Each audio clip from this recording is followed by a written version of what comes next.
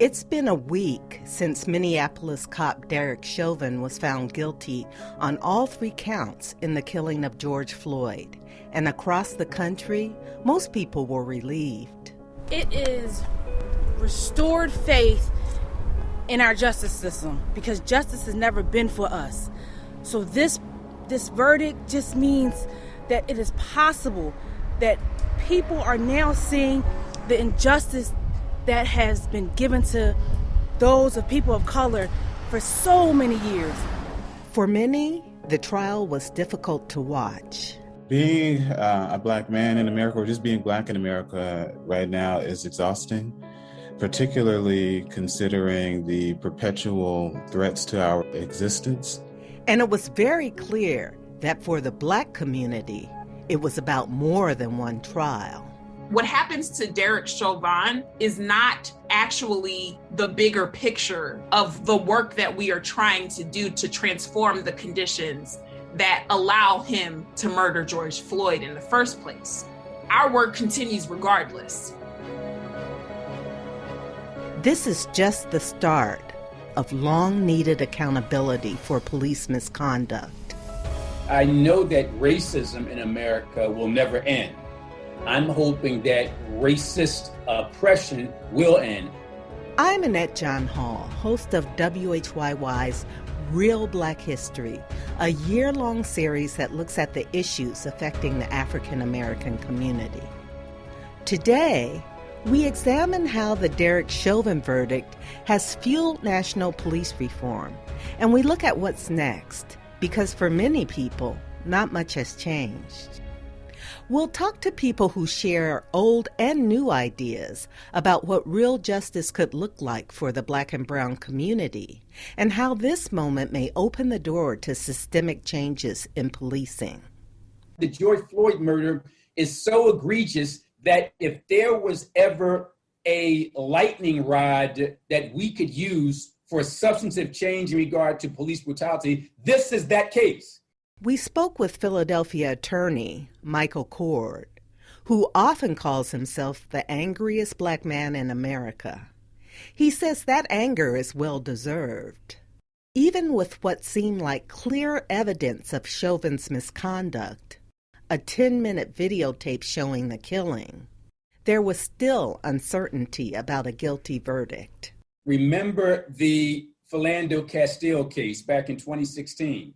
There was a videotape in that case. Anton Rose in 2018 videotape, Alton Sterling in 2016, I believe that was, and then Eric Garner in 2014. All this stuff is on video. And then I go all the way back to 1991 with Rodney King. There was a videotape there. So videotapes don't mean much when it comes to white cops murdering black people. Civil rights attorney Timothy Welbeck wondered why a weary nation had to go through months of anguish to get a verdict for a murder that most of us saw. The thing that I think strikes me most is that we have to go through a 4-week trial for a murder we all witnessed on camera. And I understand that Derek Chauvin is entitled to due process. I understand how the system works, but it's horrific to have to relive these events each day, and the prosecution functionally have to beg and plead for some type of accountability for this heinous killing of George Floyd that the world has now witnessed. The list of unarmed black people killed by police is long and painful, and systemic racism runs so deep. But there was a feeling that this trial, for the killing of George Floyd, addressed police brutality head-on. A Minneapolis jury, diverse in race, gender, and age, broke a troubling pattern of police acquittals with 3 words: guilty, guilty, guilty, on all counts. He's supposed to be convicted. There probably will never be a more graphic example of police murdering somebody. Now, of course, there's going to be shootings and that kind of thing, but I don't think there's ever going to be a situation where a white cop is going to strangle a black man to death for 10 minutes with dozens of people hanging around. And the fact that you and I and other intelligent people are not sure if he's going to be convicted. Think about that for a second. You talk about being caught red-handed, and we're still not sure if he's going to be convicted. That speaks volumes, the fact that we're not sure about it. Former Philadelphia Police Commissioner Charles Ramsey expressed what many were feeling. But coming from someone who represented law enforcement, it meant something more. Listen, if it is a conviction, you'll hear a collective sigh of relief from police chiefs and sheriffs across the country. There's going to be a sigh of relief if this is a conviction, no question about it.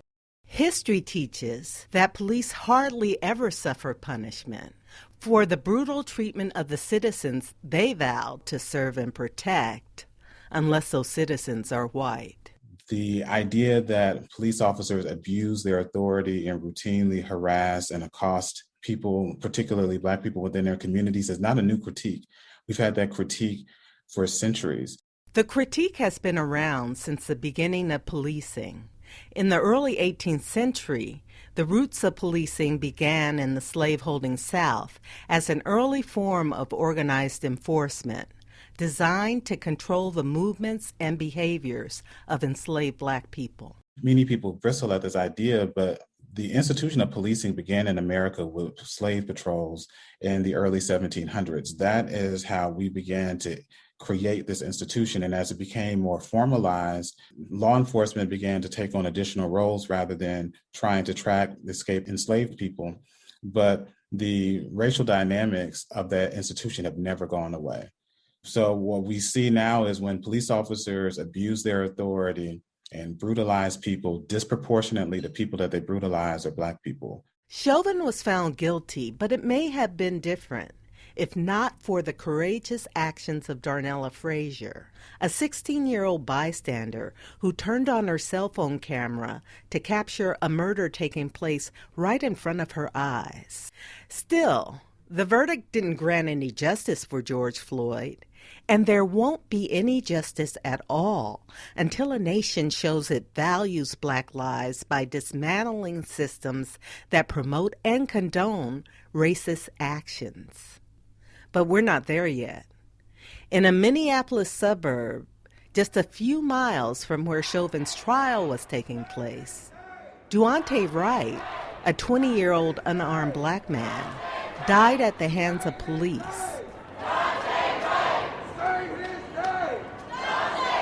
In Philadelphia, protesters took to the streets in solidarity. That right there shows the very contradiction that we're fighting against. Even in the context of a trial around a police murder, the same police system and the same police force can't stop itself from killing more Black people.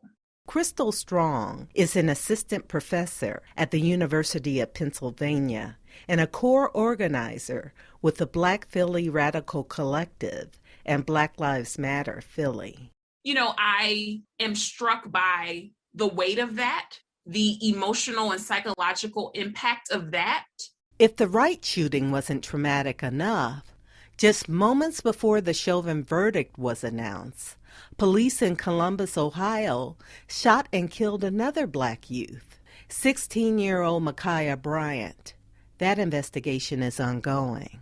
That's the reminder of how much work there is to be done. Yane Indigo is an organizer for Black Lives Matter Philly and helped launch the Black Philly Radical Collective. She says the joy that people wanted so badly from Chauvin's guilty verdict was undermined by more shootings.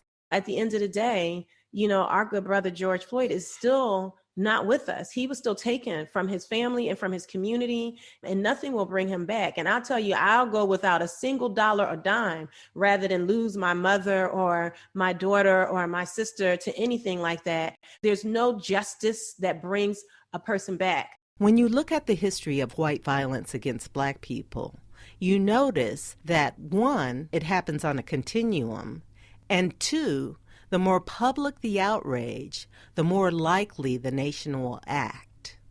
In 1955, when people tuned in to reports of Emmet Till, the 14-year-old Chicago teen who was killed by white racists in Mississippi, white people, along with everybody else, were horrified to see the body of Till savagely beaten and tortured laid out in an open casket for the world to see. Not only did it remind everyone that what we had heard anecdotally was true, but that the brutality was potentially worse than people even imagined. Mamie Till's courageous decision to allow the world to see Emmet Till's body in that open casket funeral helped to catalyze a moment and energize a movement. And we saw this more directed action invigorated in part because people realized what was at stake in the moment. If there's any solace to be had in the murder of George Floyd, it's that his death strengthened the resolve of those who fight for justice. Villanova law professor Terry Ravenell is hopeful. Do I think that George Floyd's death can be the catalyst of change? I have never been so hopeful from such a tragic situation in my entire life. And the hope doesn't simply come from sort of the general outrage. It actually comes from the fact that we have seen true widespread action and support that has grown out of this outrage. It's one thing to be outraged, it's another thing to actually do something about it. Ravenell says something else may help move the needle. We saw millions of people take to the streets during a pandemic this summer. And what I think made this so much different than so many other protests is the Black Lives Matter protests, they were no longer just consisting of Black and brown people. And it's unfortunate that we frankly need white people to care in order to sort of get change. But what history has suggested is that when non-Blacks start caring about Black people's rights and Black people's lives, that's when we actually really start to see change happening. Civil rights legislation was already snaking its way through Congress in 1963 when the Ku Klux Klan bombed the 16th Street Baptist Church in Birmingham, Alabama, killing 4 Black girls, Denise McNair, Addie Mae Collins, Cynthia Wesley, and Carole Robertson. The tragedy evoked national outrage and pushed Congress to pass the Civil Rights Act of 1964. Unfortunately, legislation is seldom prophylactic, and it's almost always reactionary. When we think about some of our earliest forms of civil rights legislation, it was always in reaction to the way that Black people were being treated. So much of the legislation that came out of the Reconstruction era was about trying to react to the way that Blacks were being treated, and Blacks were being treated horribly. Reformers agree that the Chauvin verdict represents a step forward, but the nation needs to change the way it thinks about police practices, especially when it comes to interactions with Black people. What could that look like? When we return, the promise and limitations of the George Floyd Justice in Policing Act.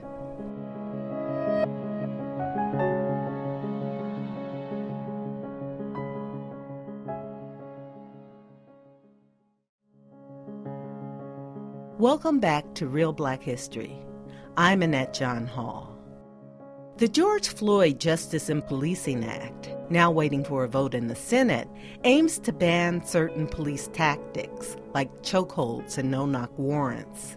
There's also language in the bill for improving police training and investing in local programs that come up with meaningful changes. Terry Ravenell, a law professor at Villanova, doesn't think it goes far enough. The bill will abolish qualified immunity, the idea that cops can violate your constitutional rights and not have to pay for it from their own pockets.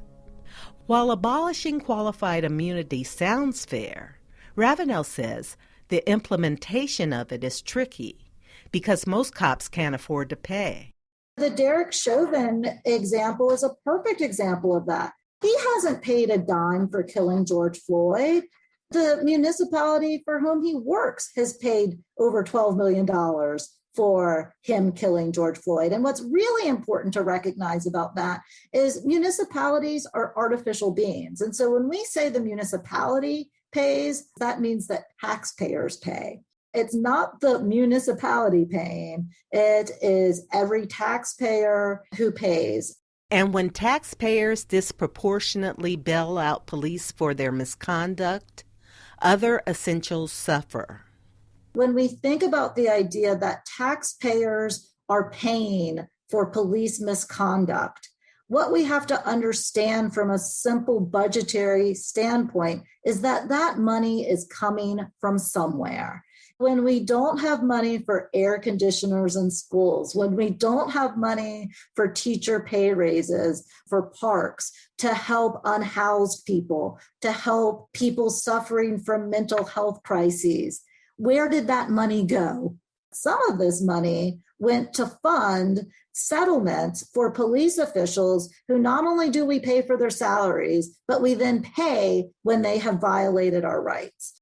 What communities of color say they want is an overhaul of policing that will keep Black and brown people safe. And one of the changes reverberating throughout the nation is the idea of defunding the police. That's probably one of the worst coined phrases that I've heard in a long time. But what it supports is rethinking how we fund our municipalities and how we fund services. Funding police usually takes up a majority of a municipality's budget. Supporters of defunding want to see that money go to programs that need it. Part of what sometimes people get confused about is that the call for defunding is to bring attention to the fact that policing and prison accumulates so much of our resources, our public resources, that should be redirected back to communities, because those are the things that will actually keep us safe. Strong and other organizers refer to themselves as abolitionists. Abolitionists in the style of Frederick Douglass, who worked to end slavery in the 19th century? They would say yes, because liberating communities of color from systems of oppression is the mission of these 21st century freedom fighters. We've seen a few different sort of iterations and transformations of the conversation around abolition. Some of it has involved community control of police. Some of it has involved Black people's affirmation of their right to self-defense against police. Some of it has involved calling for decarceration, calling for the freedom of political prisoners. So free them all is an abolitionist kind of stance to have. Right now, the focus is on police reform. But Michael Coard says some reforms, like additional training, just give lip service to solving the problems. Cops know it's not right to beat people down because they're Black. They already know that. So the training does nothing. The training is just an attempt to make the public think that we're doing something. Coard says local departments should take a page from the city of Berkeley, California, where the mayor has limited police from dealing with low-level offenses. Instead, refocusing their efforts on driving violations that threaten traffic safety. We have to make laws that restrict cops from traffic violations unless they have reason to believe that somebody's life is in danger. If the person doesn't have the right stickers, or if the person got something hanging from the window, just take a photograph of that license plate and just do like they do at the toll booth. Just send them a notice later, because every time, or most of the time, when there's an encounter between the police and a young Black man, it always turns out bad. While many Black people don't think police departments should be abolished, Krystal Strong says overhauling police departments has not worked. Because of all of the police murders that we are watching on our phones, on our laptops, because of the rising social awareness of how frequent police violence is, and police murder in particular, and the way that police are clearly incapable of reforming themselves. I think that is showing people that we need more than reform. In fact, we need the end of police, and that abolition is, part of that is perhaps defunding as part of a process of abolition. And so we are collectively investing resources in the source of the problem as opposed to the solution. And so that is where I understand the abolitionist call really crystallizing in this moment, a more collective recognition that policing can't be both problem and solution.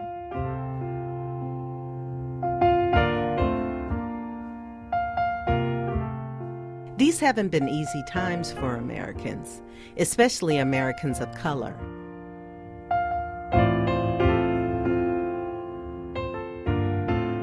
A fear I've had for years is my son leaving home in the morning and not returning at night because an encounter with police turned deadly.